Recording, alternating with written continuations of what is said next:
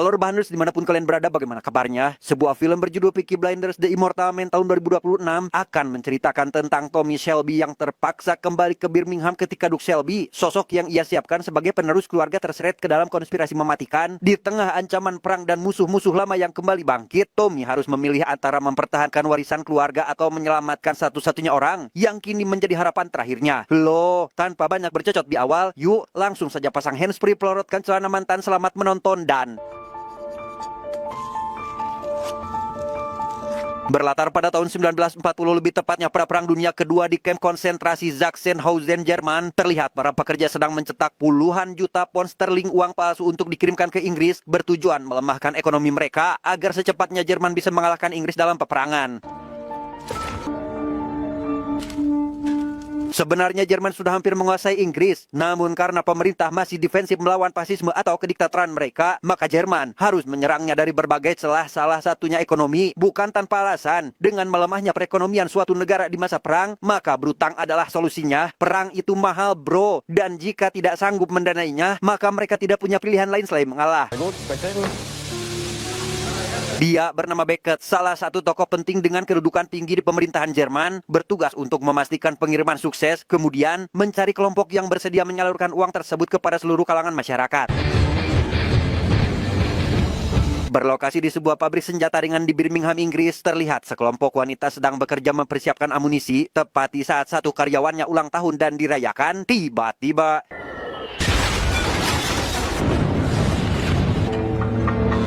Dan inilah Peaky Blinders The Immortal Man. Di tempat lain, lebih tepatnya sebuah wilayah terpencil di Inggris yang jauh dari hiruk-pikuk peperangan, tampak seorang pria bernama Tommy Shelby dan Johnny pelayannya tinggal di area itu hanya berdua saja. Johnny yang semalam melihat pabrik senjata dihancurkan oleh pihak Nazi pun meminta Tommy untuk kembali ke kota dan ikut berpartisipasi melawan Nazi beserta pemerintahan Inggris. Bukan tanpa alasan Johnny berkata demikian. Berdasarkan keterangan kaum Gypsy, Tommy di mata mereka adalah seorang pria dengan julukan Rombaro atau raja. Lantas, siapa sebenarnya Tommy Shelby?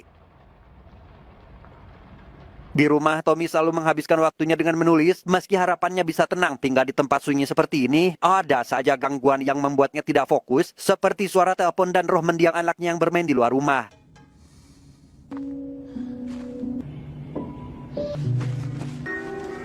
Saat sedang berkunjung ke makam keluarganya, datanglah Johnny mengabarkan jika mereka kedatangan tamu, satu-satunya keluarga Tommy yang tersisa, yang meminta dibiarkan masuk karena ada urusan penting untuk dibicarakan. Alih-alih membiarkannya masuk, Tommy malah pergi menemui sang adik bernama Ada di luar gerbang, berbicara langsung di dalam mobil, karena memang tidak ada satu orang pun yang diperbolehkan masuk meski itu keluarganya sendiri. Tommy, you have family who are not ghosts. I've been reviewing everything. Di sana Ada menjelaskan tentang situasi Birmingham yang terus diserang oleh Nazi, meminta abangnya untuk kembali ke tempat kelahiran mereka. Meski tidak terjun ke medan perang, setidaknya Tommy harus berbicara dengan anaknya dari seorang wanita Gypsy, karena setelah Tommy menghilang, si anak langsung mengambil alih warisan keluarga yang sudah dibangun sejak lama, dan jika Tommy tidak pulang untuk memarahinya, ditakutkan si anak akan berakhir di tiang gantungan. Lantas, apa maksud warisan tersebut? Dan inilah sosok anak keturunan Gypsy bernama Duke Shelby, dan warisan yang dimaksud adalah sebuah geng bernama Peaky Blinders atau anak Birmingham yang terkenal dengan topi khas dan penampilan yang rapi tapi berbahaya, di mana hal itu terbukti saat Duke dengan teganya meluting senjata dari pabrik yang semalam dibombardir, dan bagi aparat yang melawan, maka ia akan berakhir seperti ini.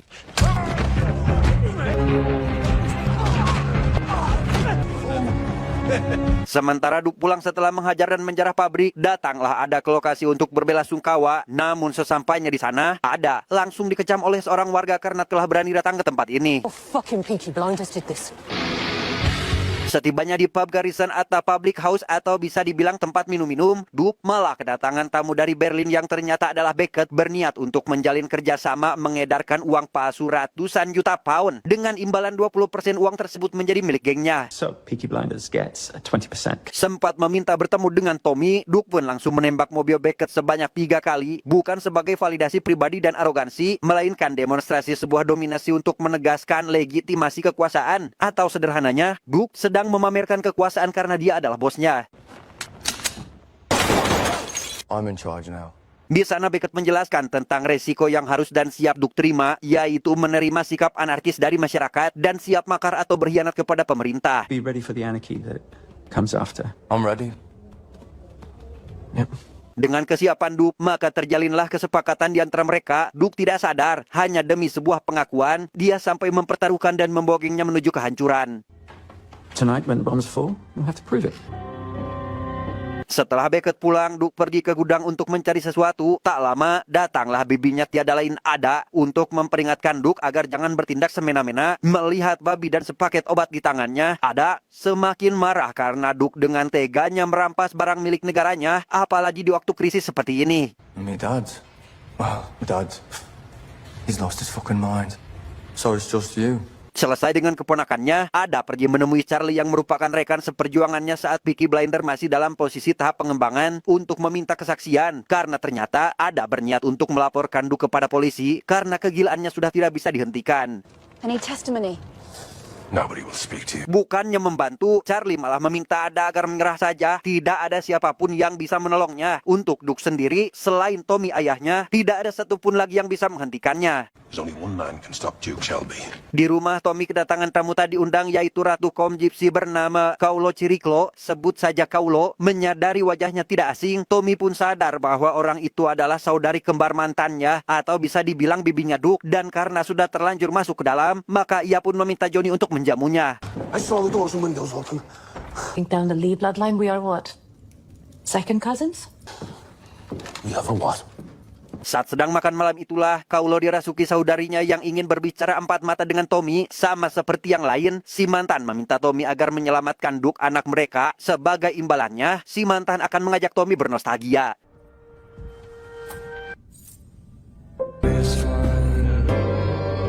Selesai bernostalgia, si mantan pun menceritakan sebuah kenangan yang paling tak ingin ia dengar, yaitu kematian kakaknya. Meski orang lain menganggapnya bundir, faktanya Tommy lah yang menghabisi kakaknya sendiri. You went looking for him. Tommy menjelaskan jika itu sebuah kecelakaan, karena pada malam itu, si kakak mendadak lepas kendali setelah terlalu banyak mengkonsumsi opium, menganggap Tommy sebagai jelmaan iblis, dan jika Tommy tidak menghabisinya, maka ia sendirilah yang mungkin akan tewas. You can't save Arthur. You can save your son. Sementara Ada berorasi di depan warga untuk meminta mereka agar menjadi saksi kejahatan Duke di pengadilan, Duke sendiri terlihat sedang melakukan pertemuan dengan Beckett serta salah satu aparatur negara yang membelot dengan akan membantu Beckett mendistribusikan uang tersebut. The people with the boats are my kin. We are asking you to take possession of £70 million, Mr. Shelby. Di saat sedang berbincang itulah, Beckett tiba-tiba saja berkata jika si aparat telah membocorkan rahasia mereka kepada selingkuhannya, di mana hal itu tentu saja membuat kepercayaan Beckett menurun sehingga... No, he's not trust me. Give him another one. Setelah kematian si aparat, Beckett pun menjelaskan tentang sebuah makna dari kepercayaan. Jika seseorang sudah tidak bisa dipercaya, maka kematianlah yang akan dia dapatkan. But now, you find a way to get rid of this piece of shit. Esoknya Tommy terbangun tanpa mendapati Kaulo di sampingnya. Merasa tercerahkan pasca curhat semalam, Tommy pun kembali memakai setelan lengkapnya dan langsung berangkat ke Birmingham saat itu juga. Duke sendiri kembali ke kandang babi untuk membereskan sisa kekacauan semalam. Tak lama, datanglah Beckett ke sana untuk memberikan selamat atas keberanian Duke. Tak hanya itu, Beckett juga memintanya agar menghabisi satu orang lagi, yaitu Ada, karena jika tidak, akan tewas di tiang hukuman. So, if she hands these statements over, you will hang. Good. Make me proud. Setelah kepergian Beckett itulah, Duke pun langsung membuntuti kemana bibinya pergi. Meski sudah berusaha menghabisinya dari kejauhan, Duke tetap tidak bisa melakukannya. Sampai tiba ia di depan gedung kantor polisi, datanglah Beckett yang baru keluar dari dalam mobil dan... Ya, Ada pun tewas tepat di depan mata kepala Duke sendiri. Sementara di tempat lain, Tommy yang merasakan firasat buruk tentang adiknya pun meminta Johnny untuk menghentikan mobil mereka, keluar sebentar, dan melihat bayangan Ada berdiri menatapnya. Setibanya di Birmingham, lebih tepatnya TKP pembunuhan Ada, mengetahui jenazahnya sudah dikirim ke rumah duka, Tommy pun meminta Johnny untuk pergi menemani Ada di tempat itu, sementara ia sendiri akan pergi mencari Duke meminta penjelasan. Ketika memasuki pub, terlihat para tamu sedang minum sambil menari dengan diiringi alunan musik. Tommy sekonyong-konyong mematikan musik yang tentu saja membuat salah satu tentara sangat marah tanpa tahu siapa yang ada di depannya. Well, it may have escaped your notice, you war-shy fucker, but we were dancing to that music. Dan disinilah terungkap sebuah fakta bahwa Tommy ini adalah ketua Peaky Blinders yang membawanya pada kejayaan. Baik masyarakat maupun aparat, semuanya takut dengan Tommy Shelby. Karena memang Peaky Blinders adalah geng terbesar yang namanya sudah melanglang buana dan sangat setar membahana. Do you like to dance? Do you want to dance with me, sweetheart? Hal itu terbukti saat salah satu anggota geng mengatakan nama Shelby. Mereka langsung bersembunyi di balik meja karena tahu dengan karakter orang tersebut. You and me, we're gonna dance. Now. What is a dance? Called a quick step.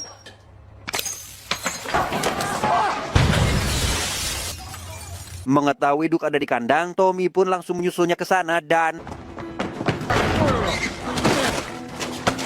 Hey! I'll not kill my own kid. sambil menerima pukulan dari sang ayah, Duke menjelaskan tentang apa yang sebenarnya terjadi, siapa yang menghabisi bibinya dan tawaran kerjasama dengan imbalan yang sangat besar. He came to me with the plan. It was bigger than anything you fucking ever did. Berdasarkan penjelasan Duke, Tommy pun pergi ke rumah duka untuk menunggu kedatangan Beckett. Ia tahu bahwa orang itu akan datang dan menghabisinya. Dan sebelum Beckett datang, ia menyuruh Johnny untuk pergi menyita seluruh senjata yang Duke curi. Kemudian harus diserahkan langsung kepada Charlie. Go. Sambil menunggu Beckett, ia meminta maaf di depan jenazah sang adik, menyesal karena tidak pulang saat disuruh. Andai saja waktu itu Tommy ikut, mungkin kejadian ini tidak akan pernah terjadi. You should come back when you tell me to, Ada. I confess to you, sister. I killed our brother Arthur. Tommy juga mengakui dosanya atas kematian sang kakak. Tidak seperti yang dia katakan kepada Kaulo, Tommy dengan kejam menghabisinya karena terpengaruh obat terlarang.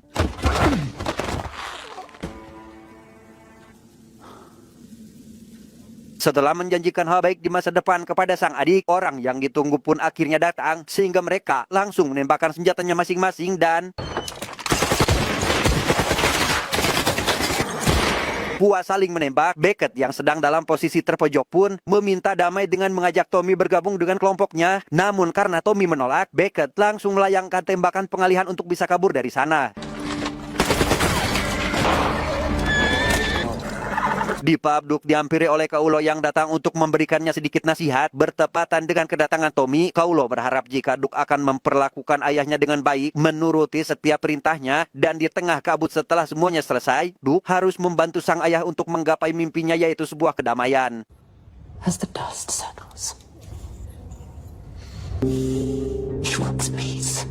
Tak lama, tibalah Tommy dengan kuda hitamnya tepat ketika Kaulo membuka pintu, sempat mengatakan jika ia sudah membujuk Duke agar mau membantunya. Tommy yang seolah tidak peduli pun lekas masuk ke dalam dan minum bersama Duke sambil memastikan apakah yang Kaulo katakan adalah kebenaran. I'm told you want to help me kill the man who killed Ada. I do.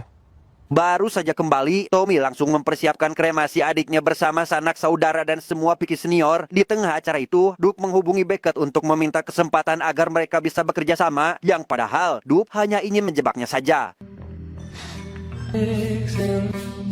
Singkat cerita, malam pun poek. Masih di tempat kremasi, Tommy kedatangan tamu seorang raja dermaga bernama Steg. Bukan untuk mempererat tali silaturahmi agar tidak terputus, kedatangannya ke sana untuk memberikan pesanan Tommy berupa sebuah dena salah satu dermaga yang digunakan Beckett sebagai markasnya. Oi! Di tengah obrolan itulah, Tommy mengenalkan Duke berharap mereka bisa saling akrab satu sama lain, mendapat kepercayaan dari sang ayah. Tentu saja Duke merasa bangga, apalagi ini kali pertamanya diperlakukan seperti itu. Now I decided I can trust him. Ketika dena dibuka dan Steg menjelaskan tempat yang ada di sana, Tommy pun memutuskan untuk melewati terowongan demi sampai ke tempat di mana Steg berada, sementara yang lain akan melewati dermaga agar Beckett tidak curiga. What did he say, boss? Can't be easy being the son of Thomas Shelby, eh, lad? I'm finding ways to cope. Esoknya sambil menaiki perahu menuju dermaga, Tommy menyempatkan diri untuk melanjutkan tulisannya. Dia menjelaskan dalam bukunya bahwa anak sulungnya Duke akan menjadi pewaris sah Peaky Blinders. Namun pantas atau tidak, hal itu bisa disimpulkan pasca perang nanti malam. Setibanya di depan gerbang terowongan, sudah ada beberapa orang gypsy termasuk Kaulo. Sementara yang lain menghancurkan gerbang tersebut, Tommy meminta Kaulo untuk membaca garis tangan terkait masa depan dan garis kehidupannya malam ini. War there. Like a wheel on the road. You've only told me my past. Karena yang dibahasnya hanya masa lalu saja, Tommy akhirnya mengungkapkan kekecewaannya terhadap Kaulo yang sejak awal memang ingin membunuhnya. Namun sebagai bapak bijak dan tak ingin berseteru dengan keluarganya pun, Tommy memilih untuk langsung meninggalkan Kaulo saat itu juga. Tidak ditemani siapapun, Tommy akhirnya memasuki gerbang hanya seorang diri, sambil sesekali melihat ke atas dan bergerak cepat karena dampak dari peperangan bisa saja membuat terowongan tua itu runtuh dalam hitungan detik. Duke sendiri sudah sampai ke tempat Beckett dan langsung menceritakan rencana Tommy kepadanya. Di sana ia menjelaskan bahwa ayahnya akan menyerang langsung dengan menggunakan berbagai macam senjata disimpan dalam beberapa perahu. Dan sebagai penentu perang ini adalah siapa saja yang berhasil menyerang lebih cepat. Selain bertarung lawan waktu, Tommy juga harus melawan traumanya dengan yang namanya terowongan. Entah apa yang terjadi di masa lalu, ketika Tommy mulai melangkah maju, tiba-tiba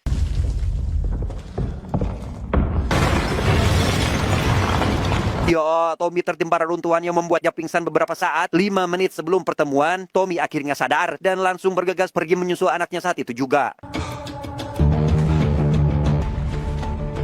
Di luar rupanya Sig sudah sampai ke tempat Beckett. Setelah menyalakan sumbu bom di dalam perahu, Sig pun langsung turun dan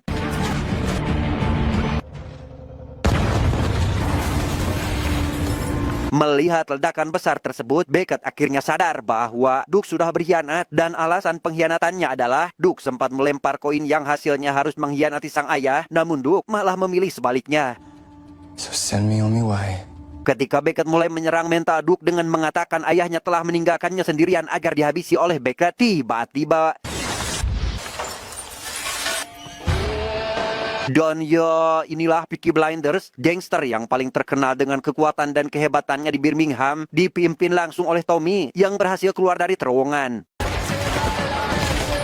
Sementara anak buah melawan prajurit, Tommy sendiri langsung pergi ke tempat Duke. Sebertemunya mereka, Duke menanyakan kemana saja Tommy karena terlambat beberapa menit. Tanpa menjelaskan apapun yang terjadi, Tommy langsung menyiapkan landmine atau semacam ranjau untuk dipakai menghancurkan seluruh uang palsu milik Jerman.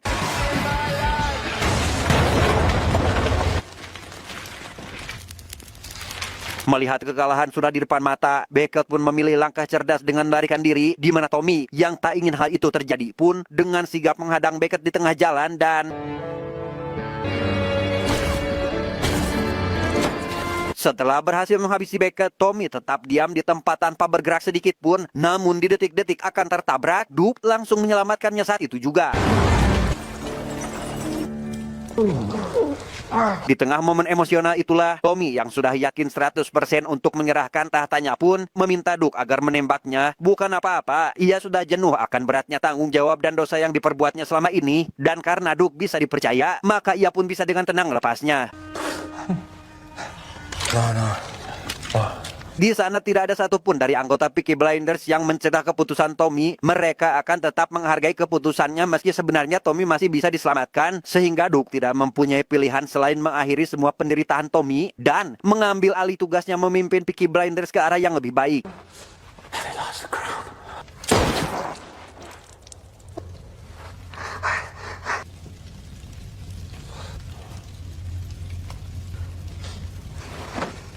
Dengan meninggalnya Tommy, kini Duke resmi menyandang gelar Rombaro atau Raja para Gypsy. Esoknya Tommy pun dikremasi dalam sebuah kereta berikut dengan barang-barang milik sesuai tradisi kaum Gypsy. Bukan apa-apa, hal itu bertujuan agar membantu perjalanan arwah ke alam baka supaya berjalan mulus.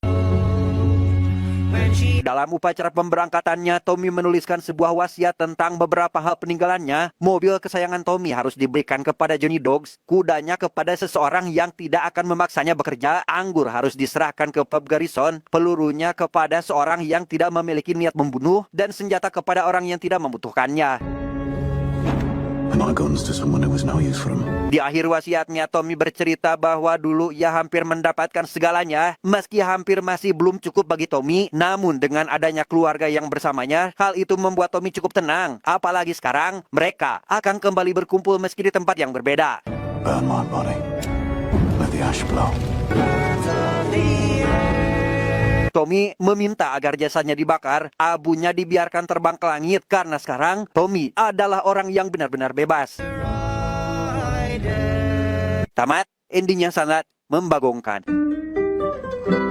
Pesannya yang bisa kita ambil dari film ini adalah sebesar apapun kekuasaan yang pernah digenggam, akan ada waktunya seseorang pemimpin harus belajar melepaskan mahkotanya, seperti Tommy yang akhirnya menyerahkan tahta keluarganya kepada Duke. Warisan sejati bukanlah soal mempertahankan kekuasaan selamanya, melainkan tentang tahu kapan harus percaya pada generasi berikutnya untuk melanjutkan perjuangan, karena pada akhirnya keabadian seorang pemimpin bukan terletak pada seberapa lama ia berkuasa, melainkan pada siapa yang mampu meneruskan namanya setelah ia pergi. Saya John beserta jajaran direksi yang bertugas mengucapkan sampai jumpa di video selanjutnya. Adios, Kiki Pir PBB Pak Warsidin. Cuau, cuau, cuau.